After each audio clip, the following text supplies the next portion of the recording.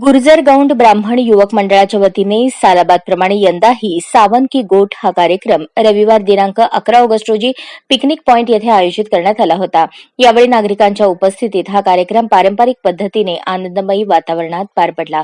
कार्यक्रमाची सुरुवात महर्षी गौतम यांच्या प्रतिमेचे पूजन आणि आरती करून करण्यात आली. यानंतर गुर्जर गौंड महिला मंडळ अध्यक्ष सविता जोशी यांच्या वतीने कार्यक्रमाचे प्रास्ताविक करण्यात आले. तसेच युवक मंडळाचे सेक्रेटरी अॅडव्होकेट चेतन जोशी यांनी अनुमोदन दिले. यानंतर गुर्जर गौंड ब्राह्मण युवक मंडळाचे नवनिर्वाचित अध्यक्ष बालाजी पंचारिया यांनी मान्यवरांचा सत्कार समाजाचे ज्येष्ठ चंद्रकांत जोशी यांच्या हस्ते करण्यात आला. तसेच युवक मंडळाच्या पदाधिकाऱ्यांचा देखील सत्कार महिला मंडळाच्या हस्ते करण्यात आला.